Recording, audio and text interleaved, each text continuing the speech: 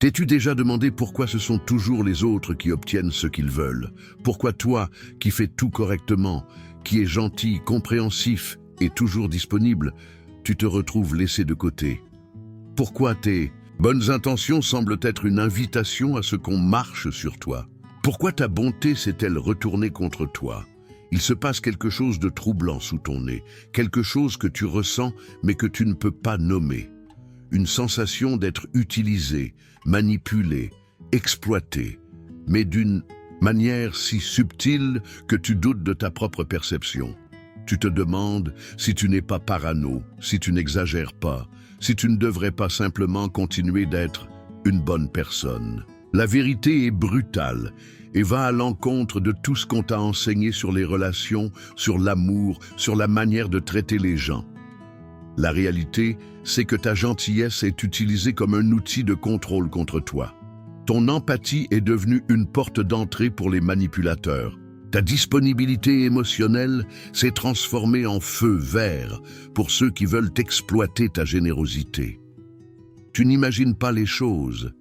Tu es utilisé. Et la personne qui profite le plus de toi peut partager ton lit, s'asseoir à ta table ou t'appeler à chaque fois qu'elle a besoin de quelque chose. Elle a appris que tu es fiable, prévisible, contrôlable. Elle a découvert qu'il suffit d'appuyer sur les bons boutons. Un peu de tendresse ici, une dose de drame là, quelques larmes stratégiques, et tu reviens comme un chien obéissant. Arrête-toi un instant, respire profondément. Regarde ta vie avec froideur. Combien de fois as-tu annulé tes projets pour répondre aux besoins de quelqu'un? Combien de fois as-tu étouffé tes propres envies pour ne pas blesser l'autre? Combien de fois t'es-tu senti coupable de vouloir quelque chose pour toi? Combien de fois as-tu accepté des miettes d'attention en faisant semblant d'être satisfait?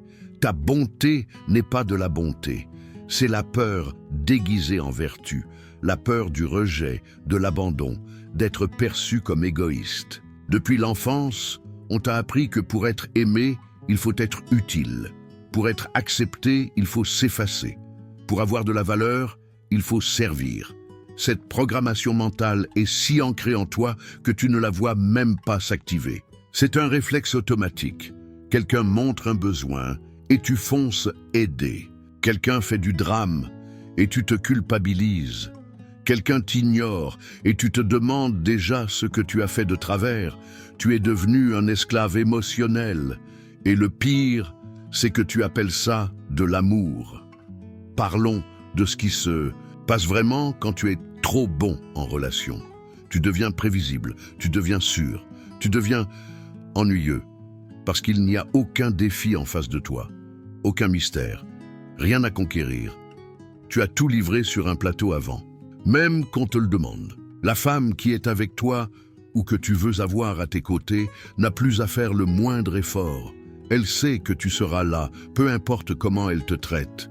Elle sait que tu accepteras n'importe quelle miette d'attention qu'elle jettera dans ta direction. Elle sait que tu pardonneras n'importe quel comportement déplacé parce que tu as peur de la perdre. Et ça ne suscite pas la passion, ça suscite le mépris. Parce qu'au fond, elle sait que tu ne te valorises pas. Si tu ne te valorises pas, pourquoi le ferait-elle? Si tu acceptes n'importe quoi, tu ne vaux pas grand-chose. C'est de la mathématique émotionnelle basique. Tu lui as appris que ton temps, ton attention, tes sentiments n'ont pas de valeur. Et elle t'a cru. Ton enfance a modelé tout ça.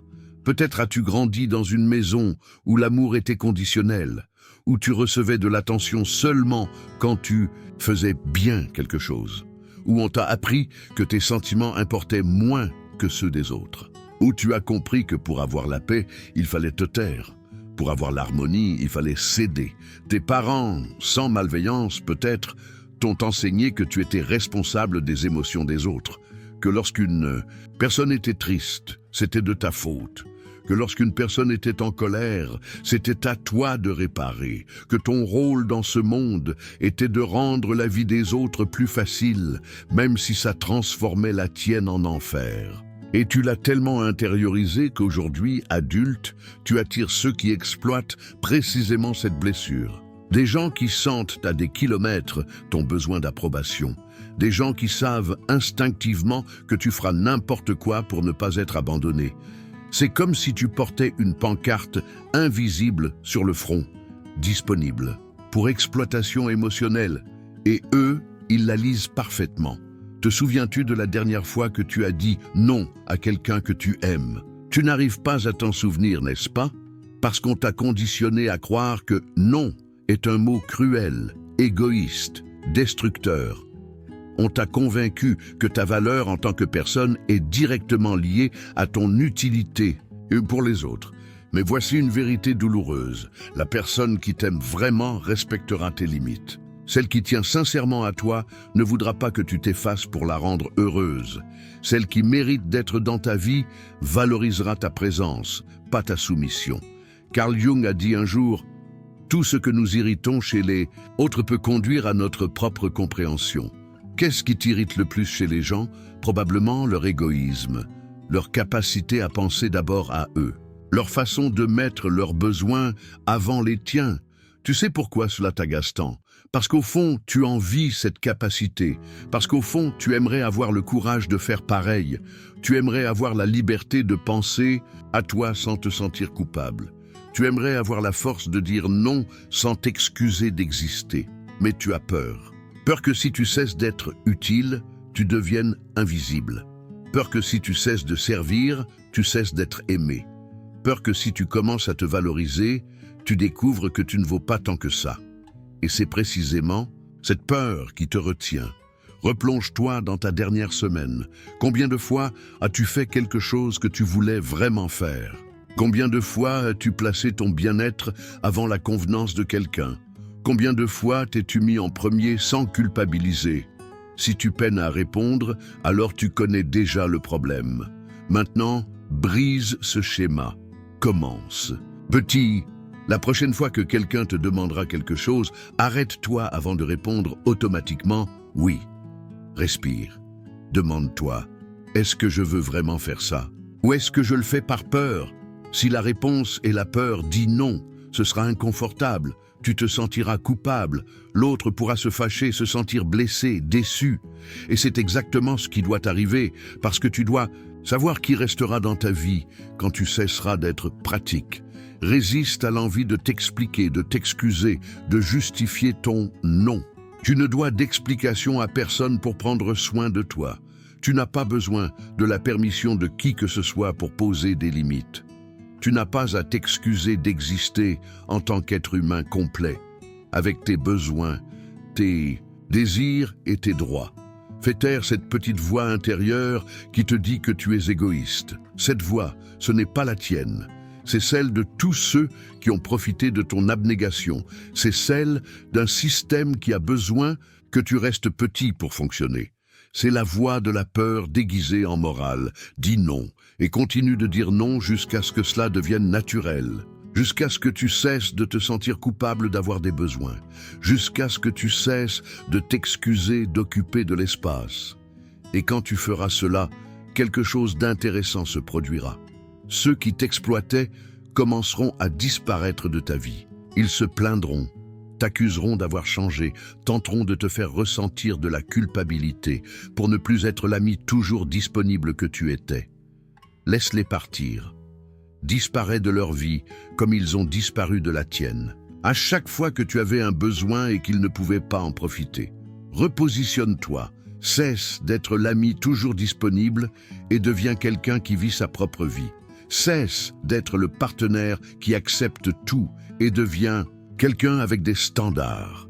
Cesse d'être la personne que tout le monde sollicite pour un service et deviens quelqu'un que l'on respecte. Si tout cela résonne en toi, si quelque chose en toi s'éveille à une vérité que tu as toujours su, mais que tu n'as jamais osé affronter, alors tu es au bon endroit. Abonne-toi à cette chaîne, pas pour moi, mais parce que tu sais que tu dois poursuivre ce voyage d'autodécouverte. Parce que tu sais que tu mérites plus que des miettes d'attention et d'amour conditionnel. Parce que tu es fatigué de vivre une vie où tu es la dernière priorité de ta propre existence. Maintenant, parlons de la façon dont cela se manifeste spécifiquement dans tes relations intimes. Comment cette dynamique se perpétue en amour, en famille, au travail? Comment tu es devenu un expert pour attirer ceux qui confirmeront ta croyance que tu ne vaux pas grand-chose? Dans ta relation amoureuse, tu fais tout. Tu planifies les rendez-vous, tu te souviens des anniversaires, tu résous les problèmes, tu encaisses les disputes. Tu es devenu une combinaison de père, mère, thérapeute et serviteur. Et elle existe simplement dans ta vie, te laissant la servir. L'amour qui exige la soumission n'est pas de l'amour, c'est du chantage émotionnel. L'affection conditionnelle n'est pas de l'affection, c'est de la manipulation. Une relation où une seule personne s'efforce n'est pas une relation, c'est une servitude volontaire. Il y a de fortes chances que tu sois avec quelqu'un qui ne te demande comment s'est passée ta journée que lorsqu'elle a quelque chose à se plaindre. Quelqu'un qui ne t'appelle que quand elle a besoin de toi. Quelqu'un qui interprète ta moindre tentative d'affirmer tes besoins comme un égoïsme inacceptable. Et tu acceptes cela parce qu'on t'a programmé à croire que c'est ainsi que l'amour fonctionne. Qu'aimer, c'est se sacrifier. Que prendre soin de quelqu'un, c'est s'effacer. Que si tu ne souffres pas un peu, tu n'aimes pas assez. Mais cette personne ne s'efface pas pour toi. Elle ne perd pas le sommeil en s'inquiétant de ton bonheur. Elle n'annule pas ses plans pour te satisfaire. Elle ne culpabilise pas de vouloir des choses pour elle. Pourquoi ferais-tu différemment? Dans la famille, la dynamique est encore plus perverse, car elle se cache derrière le devoir, la tradition, le sang. Tu es l'enfant qui répond toujours présent, le frère qui prête toujours de l'argent, le petit-fils qui n'oublie jamais les visites. Et quand tu ne peux pas répondre, quand tu dois te prioriser, on t'accuse d'avoir changé, d'être devenu égoïste, d'avoir oublié ta famille. La loyauté imposée par la culpabilité n'est que manipulation déguisée en moralité. Une famille qui ne te sollicite que quand elle a besoin de quelque chose n'est pas une famille, c'est une entreprise où tu travailles gratuitement.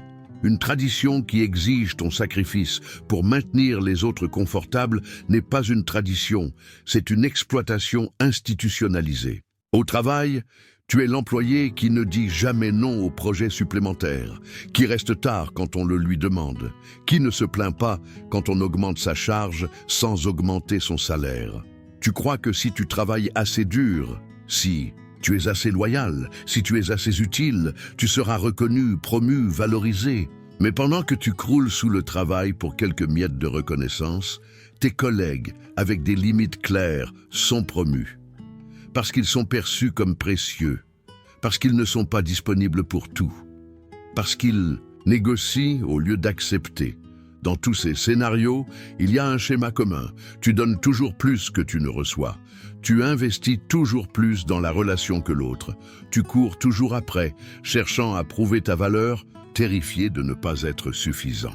La vérité, c'est que tu n'es pas suffisant, pas pour ces gens. Car ces gens ne veulent pas un partenaire, ils veulent un serviteur. Ils ne veulent pas un enfant, ils veulent un pourvoyeur. Ils ne veulent pas un employé, ils veulent un esclave volontaire. Mais tu es plus que suffisant pour les bonnes personnes, pour celles qui se valorisent elles-mêmes, pour celles qui comprennent que le respect mutuel est la base d'une relation saine, pas l'exploitation. Le problème, c'est que tu es tellement habitué aux dynamiques toxiques que tu confonds intensité et intimité, drame et passion, besoin et amour.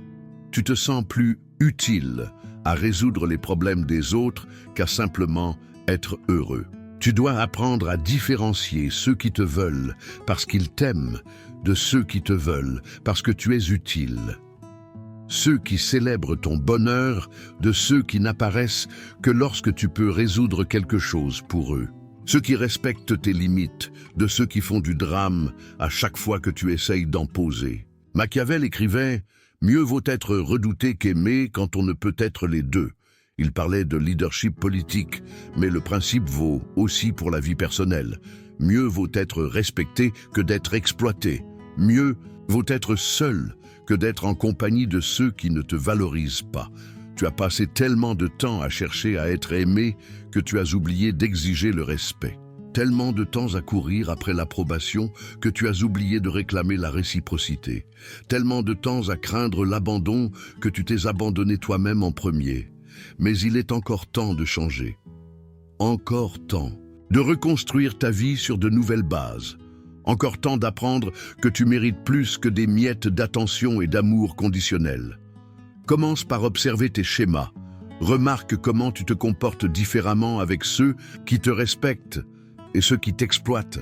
Remarque comment ton corps réagit avec ceux qui te valorisent versus ceux qui te veulent juste pour un service. Ton corps connaît la différence, même lorsque ta tête essaie de rationaliser.